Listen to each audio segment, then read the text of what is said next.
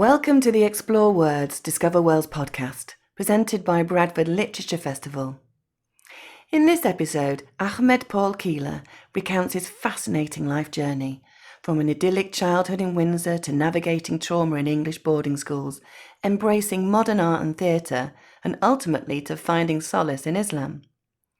Recorded live at the 2024 Bradford Literature Festival, enjoy discovering the ideas and experiences that informed Keeler's book, Rethinking Islam and the West.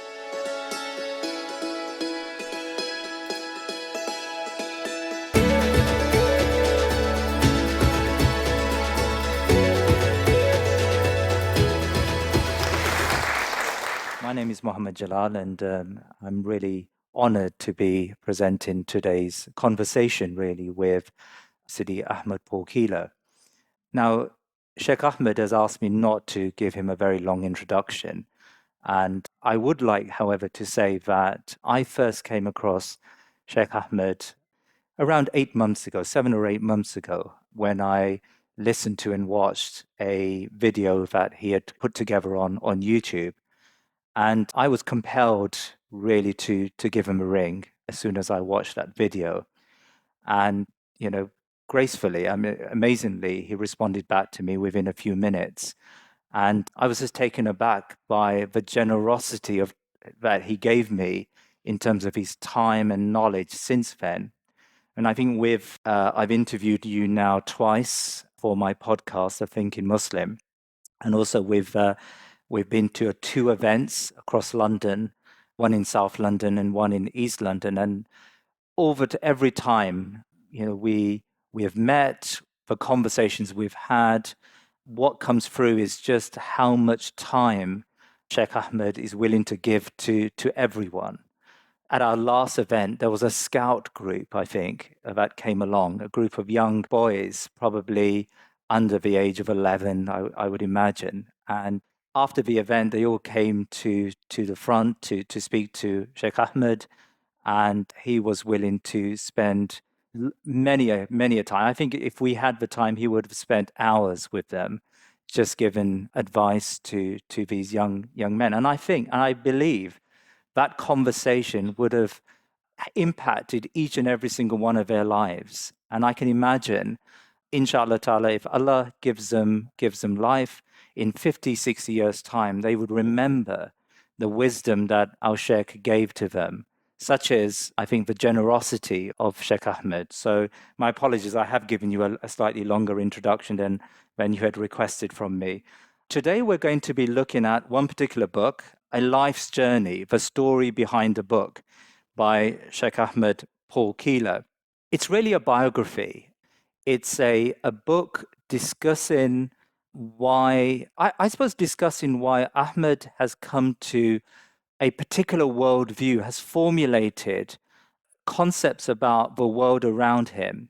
And it's a fascinating read. And in many ways, this book should be read by, as I said previously, younger Muslims in particular, because it charts a life of a person who's been through a number of phases and has come to a view about the world around him, which I think all of us need to appreciate.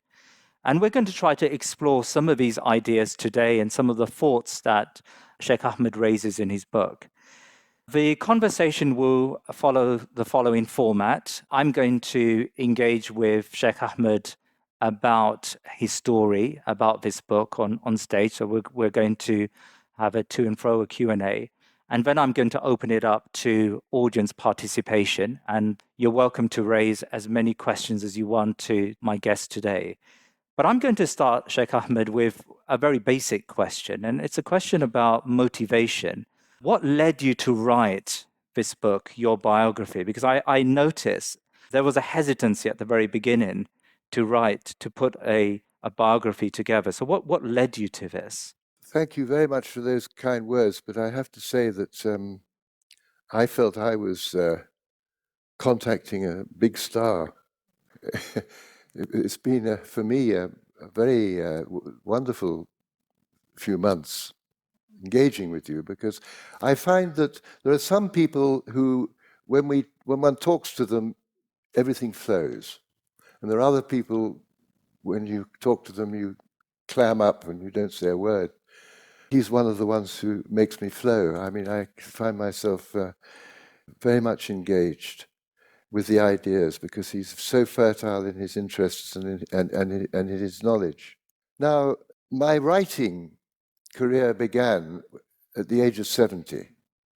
And it was the actual business of this first book that I was really having problems with the idea of writing it, as I talk about in this book. But once I got into it, and once I found a way, then I started to really enjoy it, because it was like my whole life had been engaged with remarkable people and with remarkable projects. And I'd lived through a remarkable period. And I'd lived within that period in very powerful worlds, if you like. And it was as though when I came to the age of 70 and I had nothing to do, I was completely redundant, that the dear friends said, you must write a book, which is what they probably always say to anybody who's lived to a certain age. So it was then that I started taking it seriously, and I got down to the business of writing. And it was as though I had all the pieces of a puzzle through my life, and I was able to put that puzzle together. So it was basically putting the puzzle together. This is the end of a puzzle, which has been produced by the most remarkable people, the most remarkable contacts that I've been privileged to know. And when this book came out, and I'd been invited to become a visiting fellow at the Centre of Islamic Studies in Cambridge, which is also something that people do when you're very old, you know. You can't make any trouble, they think. And they invite you to be a visiting fellow. There's no remuneration, it's just a sort of honorary thing. But it was wonderful because I had complete access to the whole university. And there are several people around here who I met during that period and was able to engage with. So it was wonderful. And that's when I wrote the book.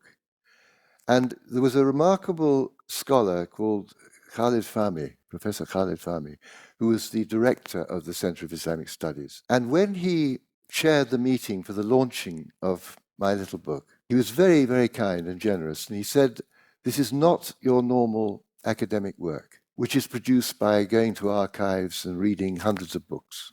He said, this is the result of a life's journey. And we started the process of actually launching the book.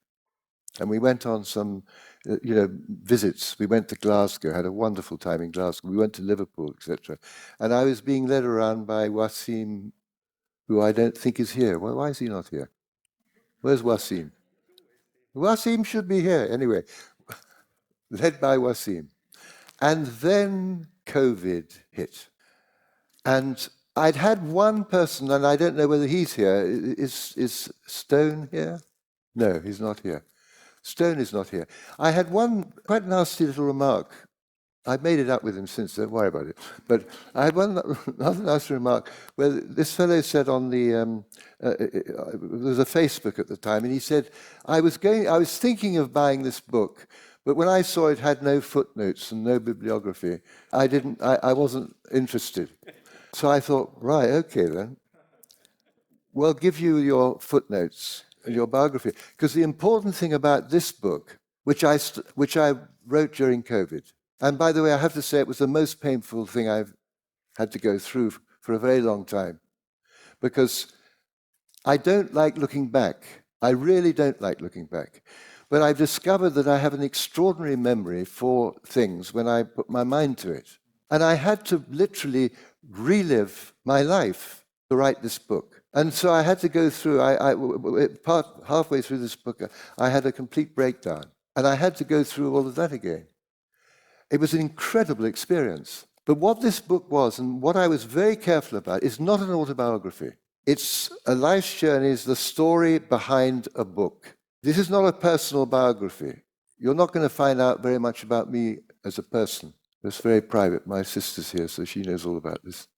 And my son. But this is a book about how the ideas came about, the people I met, where I got the understanding, where the pieces of the puzzle were produced which then came together in this book. So that's basically the story. It's a story of, as it says, as a life's journey, the story behind a book. Fantastic. So let's piece together your life and how you formed these ideas that you've come to, that you've laid out in this book. So the book that Sheikh Ahmed was referring to is this piece of this work, Rethinking Islam the West, a new narrative for the age of crisis. Now, the way I understand your life, it seems to me that you divide up your life into three distinct phases. I think I'm correct in saying that. Take us through these phases, please, and on a macro level, on a general level, and maybe we can then specify and look at some of the specifics. The first 18 years of my life, my home was Windsor.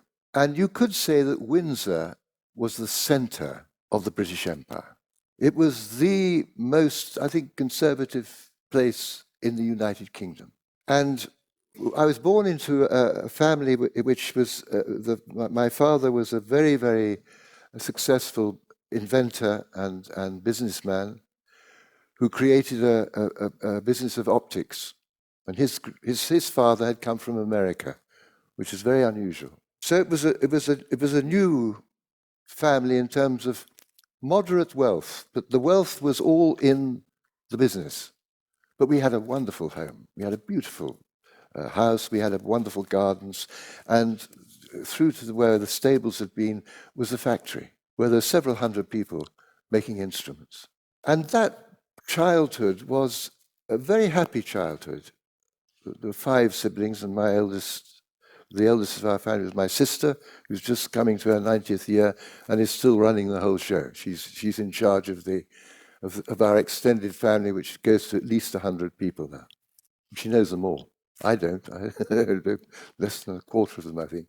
Anyway, so it was a very, very strong family and a very, what I would say, normal childhood, until at the age of 8, we went to prep school, to boarding school, being amongst the 2.5% of the population that was being educated for empire, to run an empire. And that education, which I went through for 10 years, boarding school, had not changed for 100 years. After the war, I went to school in 1950, so after the war, it was the same curriculum, it was the same mindset. So I was educated in empire. All my heroes were Sir Walter Raleigh, who put his cloak down for Queen Elizabeth II, Queen Elizabeth I, so she wouldn't get her feet wet. And Drake, who when he was, the Armada was spotted, he said, let's finish the game of bowls and then we'll go and deal with the Armada. And the wolf climbing up the mountain to surprise the French, taking a whole army up where they found it impossible, and so on. So Alfred and the cakes, and this sense of the heroism of the British. And that amazing statement of Macaulay that the British are the finest and the greatest people that the world has ever seen. We believed in it. I believed in it. I had this very powerful sense of the supremacy, but the generosity of the British. We were generous, we were kind, we were fair, but we were right up there. And my goodness, what a descent it was when you went across to France. Very smelly place, France. Anyway, so this was a childhood. But then, of course, I left school in 1960, and in 1960, everything had changed because, first of all, I and my type were out of a job because the empire was finished, it was all being dismantled. And the Great Cultural Revolution came. The reaction of the intellectuals, the reaction against empire, the huge, which was taking place in France with Sartre and everything, was taking place in, and it just so happened that the only thing that I was really interested in at school was drama. We had a wonderful drama department at my public school, and I got really involved in that. I loved it. So I was quite useless at academics and everything else, so they decided finally that I could go and study drama. But the drama school that I went to was the hotbed of the new drama. Look Back in Anger had just taken place. Osborne, John Osborne, Pinter, all these people who were tearing down the world that I'd grown up in. And I spent 3 years with the kitchen sink, with the whole thing, the world of angst, the world of literally destroying the church, destroying everything. My interest in drama sort of faded. And then I spent about 4 or 5 years with modern art, deeply engaged in modern art, becoming hugely involved in it. And then at the end of the 60s, everything went. And I became a part of a group called the Exploding Galaxy, which was doing just that. It was just exploding everything in terms of culture. And it was basically totally disenchanted by our modern world. Was it a political movement you were involved in? No, I was artistic. Cultural. It was artistic all the way through. It was a theatre, it was the arts, and then it was a group which was a sort of multicultural, multi-art. We were doing happenings on buses and in parks and in the thing. Incredible events which we understood somehow, but people looking on couldn't understand what the hell was going on. I mean, it was completely strange and weird. And it was at that moment when the miracle happened and I encountered Islam. And I suppose you could say that from then, that was when I was 28, my whole life has been a journey into Islam, which continues. I mean, it never comes to an end, but it's a journey into Islam. And it was a beautiful, amazing journey because I had a wonderful introduction. And I was already a sort of organizer. I'd organized the gallery and I'd been the organizer with this Exploding Galaxy. And then my sort of vision of this incredible world of Islam resulted in my organizing the World of Islam Festival. It was my way of kind of communicating the beauty of the thing. So I really spent my whole life just being in a state of wonder at the extraordinary nature of the world of Islam. And so those are the three periods, which couldn't be, and it was incredible becoming a Muslim because, of course, as somebody who was brought up and was very very much engaged with the church and a very beautiful church, it was like a return home because all the moral values returned. And then one had this complete change of perspective, which meant that I then watched amazed as the revolution of the 60s, this destruction of everything in the 60s, gradually, year by year, became the establishment, has conquered the establishment. So now I look with amazement because the 60s is now with us, but it's institutionalized and it is the establishment. The ideas of Sartre, the ideas of that, I forget her name now, she's in California or somewhere. What? De Beauvoir. Oh, that's another, yeah, that's the one, yeah. But anyway, all these ideas, these were the ideas of the 60s. And Foucault here, Foucault there, Foucault everywhere. He was one of the great figures of the 60s. So these have all become the establishment. That is the ethic of the modern. And to watch that happening, having been inside it, is very, very enlightening. You can understand it. So I was saved. If Islam hadn't come along and I had nothing to do with it, I wasn't looking for anything. It happened. And that's what I found. I'm a very lazy man. I've never actually looked for anything in that sense. It's all happened to me. Isn't it true? Am I right? Can I ask you about that period in the 1960s when you, as you said in your own words, you embraced this destructive movement? And then after that, towards the end of the 60s, early 70s, you embraced Islam and you began this journey into Islam. How much did that countercultural movement help you to transition away from this mentality, this empire mentality that you grew up with? Like, in many ways, do you feel that interaction, that period in between, was just destructive, or did it help you to deconstruct your ideas about empire and your ideas about Britain and about the values of the West versus the East? Well, it's very, very important because what happened in the 60s was that it was a huge teach-in, the like of which we are now experiencing over Palestine. Suddenly, the whole focus And of course, the 60s ended with the Vietnam War, which was very important in America. But here its repercussions were different. But but right from the very beginning, it was a rediscovery, incredible rediscovery, incredible teaching which went on. Because the first thing that happened, I remember, 1962, an amazing film, The Battle for Algiers.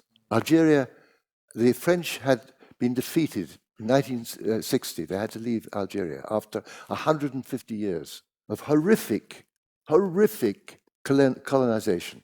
1 million French had to leave Algeria. 1 million settlers had to leave. And this film came out, which was made by the Italians. And for the first time, we saw the Arabs as human beings. And we saw the French as the monsters they were.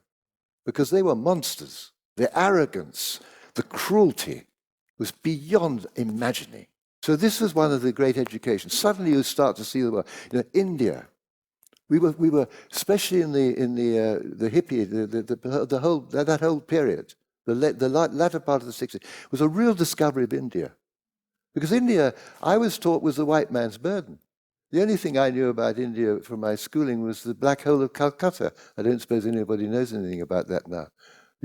Mohammed Isa, you remember the black hole of Calcutta? Not personally, but yes. Well, no, but you also, I don't know whether you were taught, you're younger than I am, aren't you? Yeah, exactly. I was taught it. So it was a part of our curriculum. The black hole of Calcutta, well, no, you tell them. I mean, the black hole of Calcutta was a monstrous thing that was done to a group of British in India during the period of when. No, it's 100 years before that. It was during the period of when Clive was conquering Bengal. Anyway, so we were discovering India. We were discovering the indigenous people of the Americas, which we call Red Indians. Amazing stories. We came across a very important book, Black Elk Speaks, this great medicine man. And the way he talked about the natural world was incredible. And of course, you've also got to remember that 1960s was the time when we were discovering the fact that there was an environmental crisis. It was the period when Rachel Carter came out with her amazing book, The Silent Spring, when she warned against the whole business of the chemicals going onto the fields. And so it was an incredible period, the 60s. It was a real period of discovery. But, the problem with the modern mind, with the Western mind, is that the reactions to the horrors, for example, Marxism. Marxism is a brilliant analysis of capitalism. Capitalism requires to be analyzed because it's a horror. But Marxism's solution is just as bad. It's just as bad because it's a part of the same world. It's the same environment. It's the same structure. And it was what happened in a sense at the end of the 60s was a complete rejection of all of that. We have to create a world of love, of peace. It was going back to Christ in a way, without him. The old instead, getting into these states of, and then the music, huge, music, and the Maharishis coming from India, sitting there with these huge millions of people, going into a state of heightened ecstasy with this this incredible, strange world. So much of it was just coming out of empire. Because we're living in the post-colonial world. We're living in a world where the whole colonization of the world, which started 500 years ago, is still taking place. That's the world we're living in. And we're coming to the end of it, because the whole cycle is coming to a completion. So one lived through all of this, but the 60s were very important. It was very important. But the most powerful aspect of the 50s is that many people came out of the 60s and went into Islam. Many people. But the main drift of it was to produce this insane modern world that we now inhabit. It's to replace Christianity in terms of morality and to replace civilization in terms of ethics. That is what has come out of the 60s. And that is what we are now having to face, which is a complete breakdown of society. Whew. In your book, you talk about Ustad Mahmoud Mirza. Yeah. Can you explain the impact this man had on you? Well, it was the greatest impact that any human beings had upon me. And it's an impact which continues because he came from India. And of course, we saw India as Hindu in those times. We didn't know about Muslim India. And he arrived in London for a concert tour. And we met, and for some extraordinary reason, I was by that time with my wife, and she was the musical one. And we met him, and he simply introduced us to a completely different world, a world of order, of beauty, and of a kind of ecstasy that we were seeking, but a kind of completeness, completion. He introduced us to a traditional art form, the music of the courts of Mughal India, the high classical music of Muslim India, the music which is the equivalent of the architecture of the Taj Mahal or of the great mosques of India. This is the music that goes back 700 years to Amir Khusro, the great poet, courtier, and musician. The music that took everything from everywhere and put it together in the way that Islam always does, and is Indian, but is out of the pure Islamic spirit. A music of musicians who would wrestle in the morning to keep themselves fit, and who were like, the power in them was incredible, and the stillness, and the humility, and the way in which they were so different, because my background was in the arts, in modern art, which is all to do with the expression of the ego of the artist. Suddenly you were faced with a master who had no ego. When he sat in front of you and he played, there was no ego. And it could reach levels, sublime levels. And of course, he began his music training from his uncle when he was 5 years old. And he went right through. And he became a master. And by the time we met him, he was a master. He'd mastered it. He'd mastered it in terms of the craft. But most important of all, the first thing they learn, which is the last thing the modern learns, if they do learn it, is humility. That is what they learn, so that they can become the perfect vehicles for the art to pass through them, for the inspiration. And I once asked him, I said to him, what do you fear most? He said, I fear most my inspiration being cut off. No claim. So this man, who to all outward purposes is a completely ordinary man, apart from music, he's just a human being, very quiet. But for me, it was like the first piece of that puzzle, that piece which is an authentic piece of that glorious world of Islam. And then all the other pieces started to come into place. So that was my entry. That was what Almighty Allah gave me as my entry into Islam. If he'd given me a sheikh of religion, a sheikh of a Sufi sheikh, I would have just gone off. But because he gave me a musician, music, something which is very controversial, an Indian, Muslim musician, in India where the Muslims were being destroyed, he gave me something which couldn't become big in itself. But he gave me something which led me to want to explore and understand the world of Islam. So this is where it came. And the next really important thing that happened was that he came from Delhi. He was from the heart of Muslim India. In my gallery had been engaged with kinetic art. And many of the artists were Iberian or South Americans, but from South America. And they were very interested in patterns. So they loved the Alhambra, they loved Moorish Spain and the geometric patterns. So I knew something about Moorish Spain. I was looking and seeing, gosh, this is Delhi, these architects, it's the same world. It's the same world. And that's where the idea of the World of Islam Festival came, because the only thing that connected Moorish Spain and Mughal India was Islam. Nothing else that that connected them. Then the languages are different, the pre-cultures are different, everything was different, the races were different. So this is where the idea for the world of Islam came. And it was again, I always say this about converts, is that when you become a convert, and it took me 7 years before I actually embraced Islam. I was just wallowing in the joy of the arts and the beauty of the civilization and organizing this festival. But the thing which is incredible is that the clarity of the unity of Islam comes through the arts. You cannot look for any length of time from West Africa through to China. China we can now see. It is one world. The arts, it's the same aesthetic. It's the same hierarchy of arts. It's the calligraphy and then the geometric pattern and all the rest of it. The same world.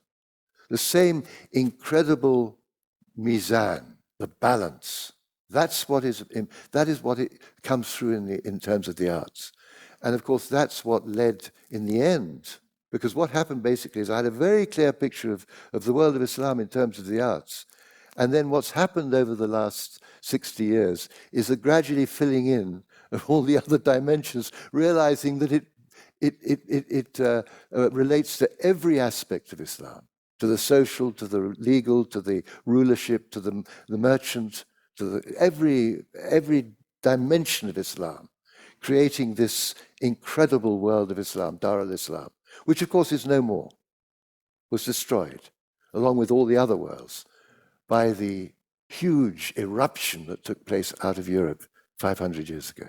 Can I ask you about the festival, the World of Islam festival, which you organise? Just talk me through the festival, the scale of it, how it was received. Because I've noticed you've talked about this festival on a number of occasions when we've met, maybe every occasion we've met, but I've never really explored the content, the detail of the exhibition. Just talk me through that, please. Yeah, well, I was in a corner because there was a first festival in 1971. And for reasons I won't go into, because I want people to buy the book and read it in the book, I came out of that festival in a hole because there was £10,000 owing after all the bills were paid.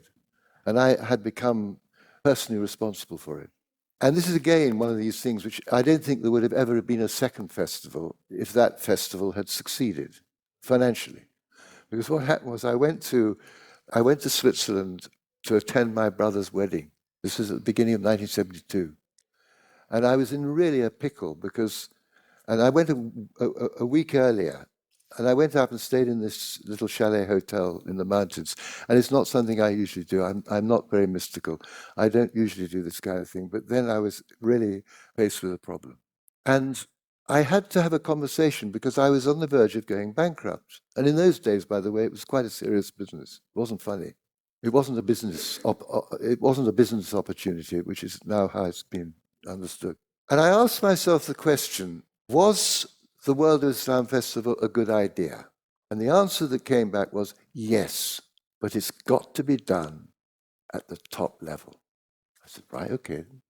What do you mean by this? The answer that came back was this. The World of Islam Festival, it is such a huge subject. It's got to involve all the major museums.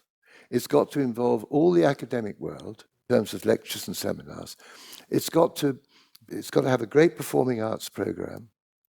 It's got to have books. It's got to have a television series. And it's got to be opened by Her Majesty the Queen. And I answered, is that it?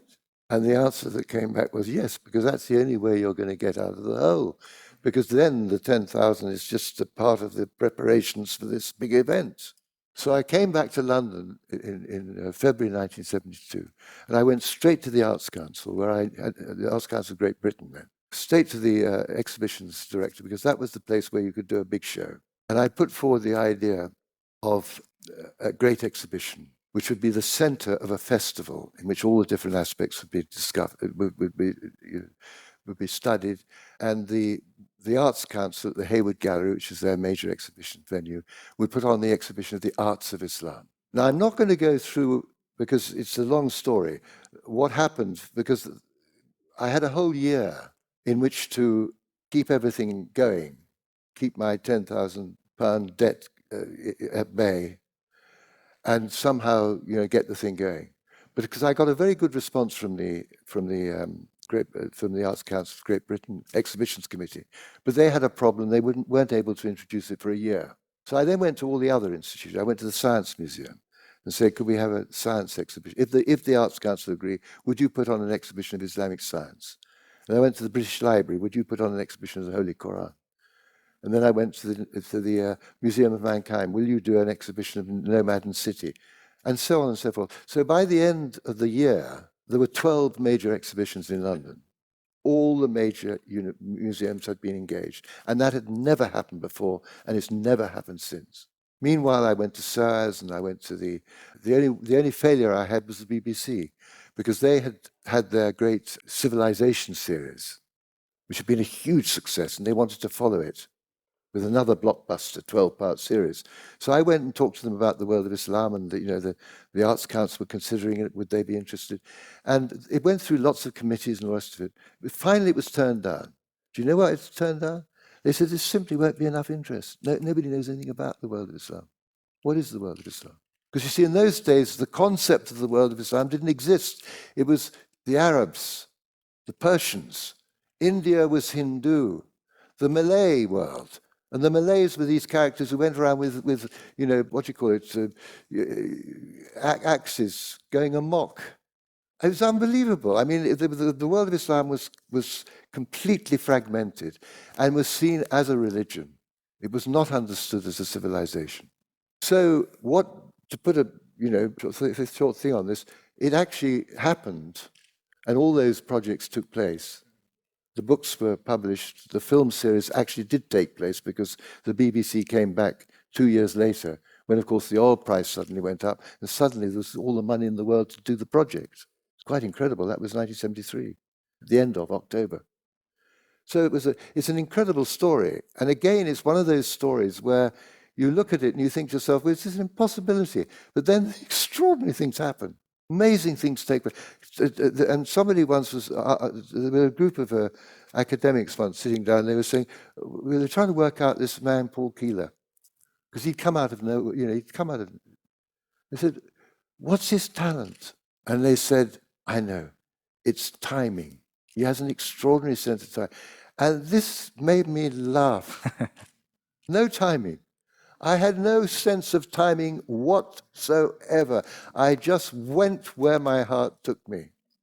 And my wife is a complete, I don't know where she is. She outside.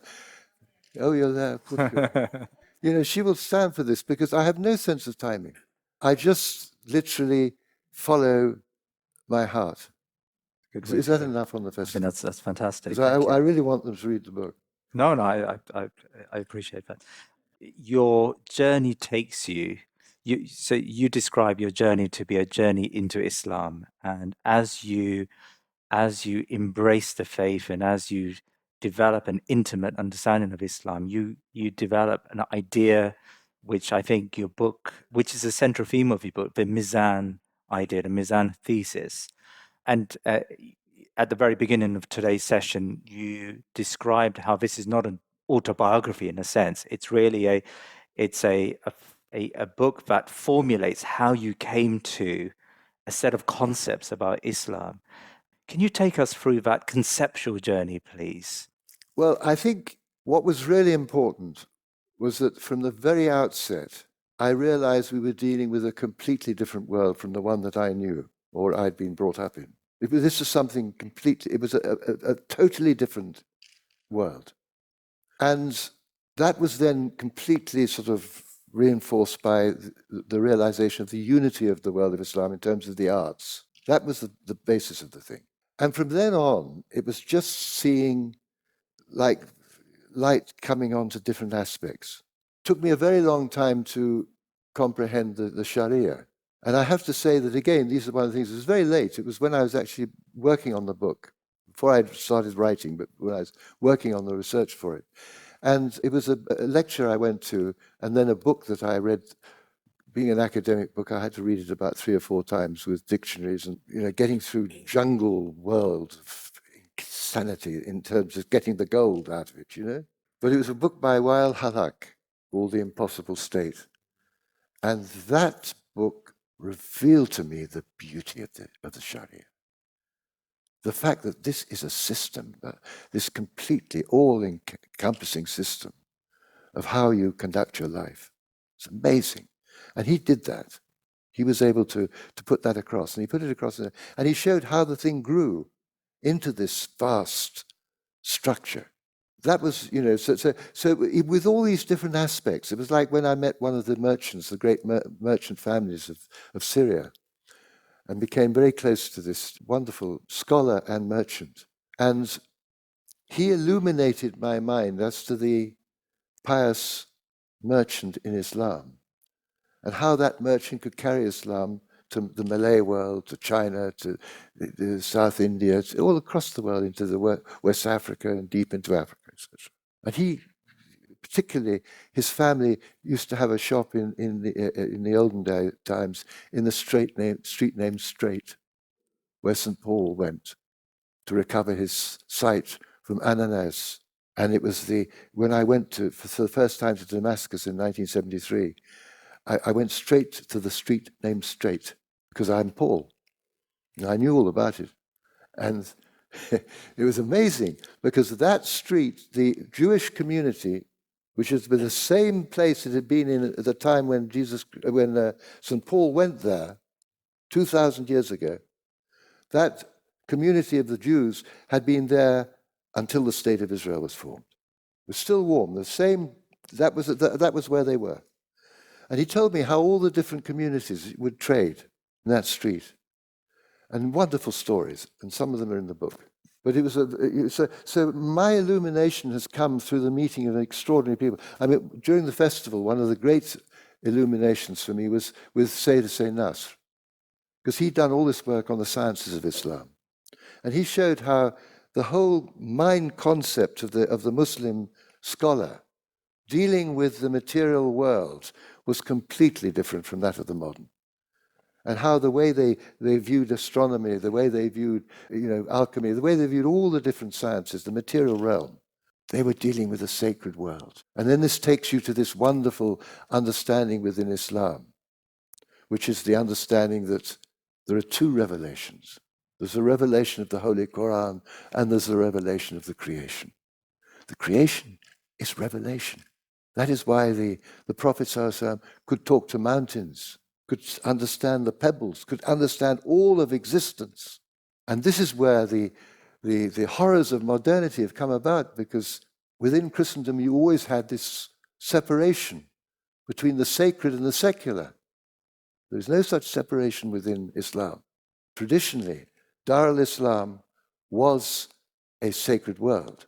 And if you behave badly in it, you were doing something very nasty, very bad. You were disrupting the mizan. But that world was so magnificently structured because it was the manifestation of the revelation of the Holy Quran. The whole world of Islam, the whole of Dar was a manifestation of that. It was completely connected into the natural, into the creation and into the hereafter. And in that world, it was impossible to do a bad act without that bad act being recognized and being against the mizan. So then suddenly you discover this is where the whole final sort of the final result what resulted in this was that Islam and the West, a new narrative for the age of crisis. And the new narrative is the narrative of mizan, because mizan is a fundamental principle which provides all of existence with its framework. If things are out of balance, they very rapidly go into chaos and they descend. Mizan is not just balance, it's justice, it's scale. Look at the breaking of scale that took place with the Industrial Revolution. Suddenly the human being had very, very long arms, huge legs. Went into no, sorry, it's much better than mine. Everybody's complaining about my sound. So that this mizan for me was a huge breakthrough, because it also explained why the West has become what it has become, and it also made me understand the fundamental principle of this book, which is the concept of the three worlds. how the three powers within human civilization are the power of the scholar, the power of the mind, the power of the warrior, of rulers, and the power of the merchant. And what happened in the West was that, first of all, we had the power of the scholar, the priest. And Christianity produced, for 1,000 years in the West, it produced in Western Europe a Christian world. But that Christian world was very vertically oriented. It had very little of the horizontal. And then there was a complete change with the Renaissance, when the world that had been dead and buried for 1,000 years was suddenly dug up and glorified. And you got the period of civilization. You get the idea of civilization. You get the humanities. You get the focus on the human. And this is the period of the stage of civilization. Suddenly the warrior becomes the pinnacle. The saint is replaced by the warrior. All the statues become the statues of warriors on horseback. The last of the great warriors, of course, was Winston Churchill on his plinth in Westminster Square. And then you get the merchant coming through. And then you come through and you have the merchant, the age of the merchant, where the power lies with the merchant, the material world. And he only understands the material world if he is separated from the spiritual dimension. And all capitalism is, all it is the way that the merchants will behave if they have absolutely no sanction upon them. If there is no spiritual sanction upon them, if they are not limited, that's how they will behave. They will simply reduce everything to coinage, to money.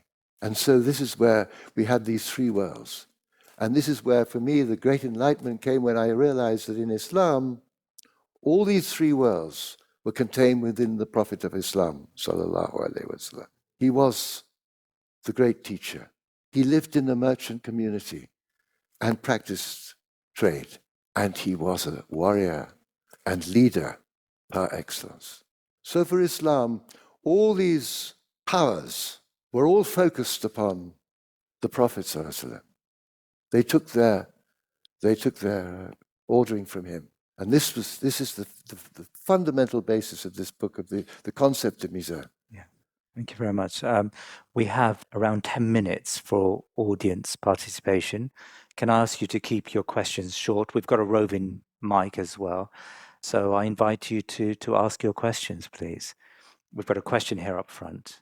My question is, this concept of Mizan, it's a beautiful idea. How has it been received by wider non-Muslim audiences? And the second part to this question is, man as the microcosm to the macrocosm. Man in his journey, my understanding is that it's the later arc of his life where he attains a state of balance. What about the civilization? When do you think this balance might come about in our kind of trajectory and where we're going as a civilization? First question, what was that? Because that was interesting. Sorry, the first question was this idea of Mizan and balance. Yeah. How has it been received by wider non-Muslim audiences? Very interesting question. I spend most of my time with Muslims because in order to understand the Mizan, it's easy with the Muslims because the Muslim religion is intact. And the Muslim religion is Mizan. It's all about Mizan. It's all about balance. This is the beauty of it, the balancing of our lives. And we are being taught that by our teachers all the time. That's what our sheikhs are teaching us. That's what everybody's teaching who is engaged with Islam. It's fundamental. The problem with the Muslims is that the mindset of seeing the world is modern. The Muslims are a conquered people, as all traditional people have been conquered, including our own. So the concept, the narrative, if you like, that commands the world today is the narrative of progress. Because it's the only narrative that pure materialism can have. It has to promise you a better world. It has to say things are improving. It has to basically take what belongs to heaven onto earth and say, we are going to create paradise on earth. Of course, it's nonsense. And this takes me to the other very important thing about this book, is the whole concept of the age of crises. Because when this idea of progress was put together by a lot of different thinkers like Hegel and Marx and oh goodness knows who, all these characters in the 19th century. They put it together at a time when it appeared that this new modern thing was sensational. The downsides hadn't yet appeared.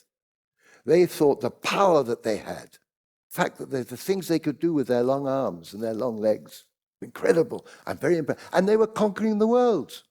How could you explain this? Obviously, humanity was progressing because they were at the top of the sea. All these other people were barbarians and were savages and everything. And they were bringing civilization and they were bringing progress.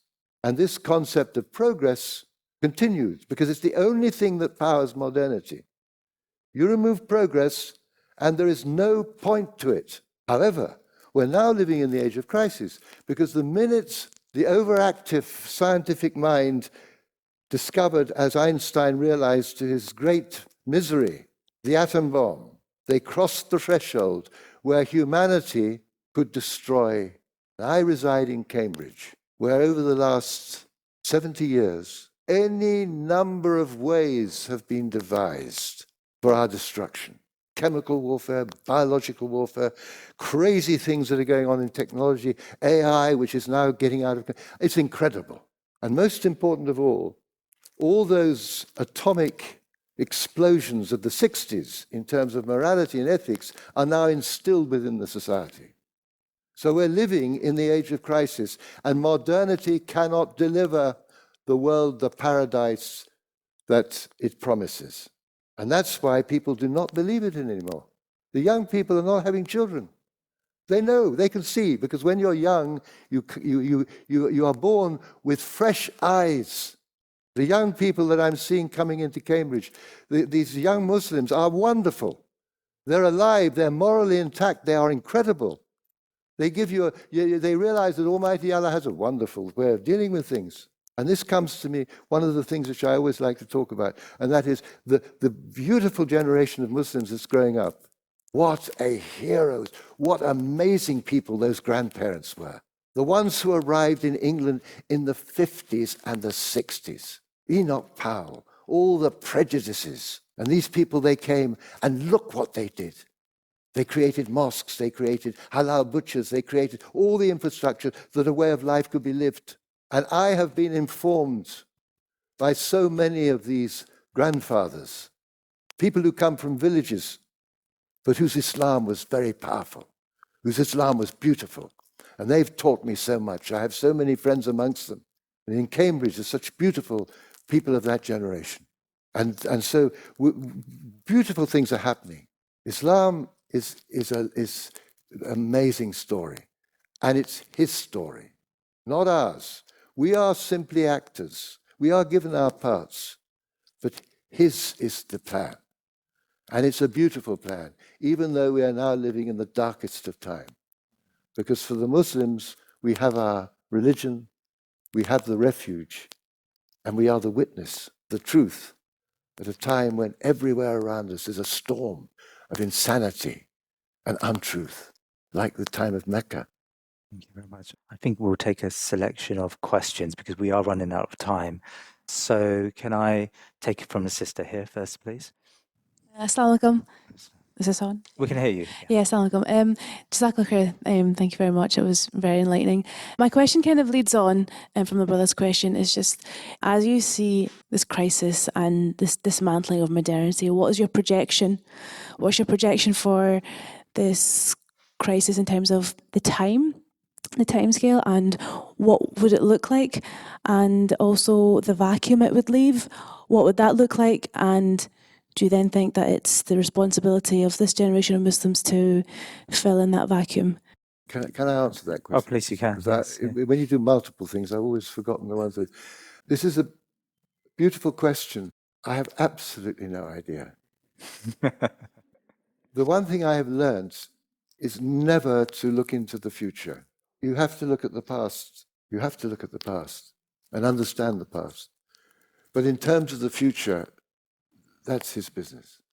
This is one of the criminal parts of modernity, is the idea of attempting to control the future. Risk assessment, all this. It's amazing. I've been in Cambridge now for 32 years. When I arrived in Cambridge, it was a civilized university. In other words, Latin and Greek were at the center. and the professors were the kings.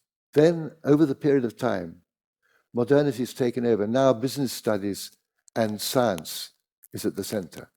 You have to create something new, and you have to be able to sell it. Entrepreneurship and innovation are all that are prized within the university.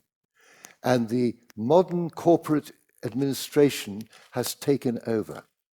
In what was the Oriental faculty, which is now the Faculty of Asian and Middle Eastern Studies, when we arrived there were 2.5 people in the administration. Mother, her daughter, and half Northumbrian.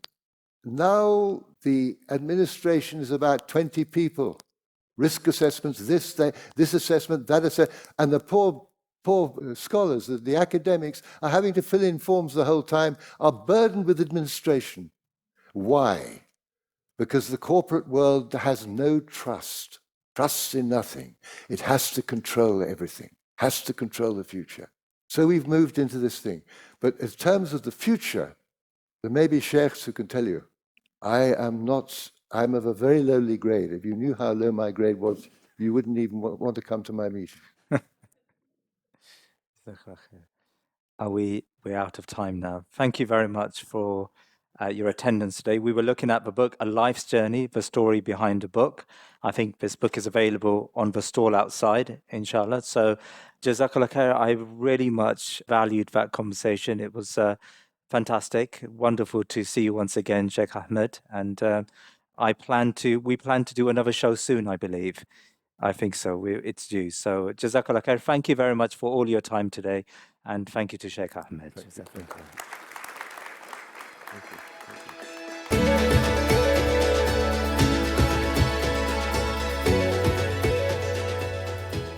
Thank you for listening. The 2025 Bradford Literature Festival programme is now live. Visit bradfordlitfest.co.uk to discover the huge range of events on offer over 10 days from the 27th of June. Don't miss out. Book your tickets now.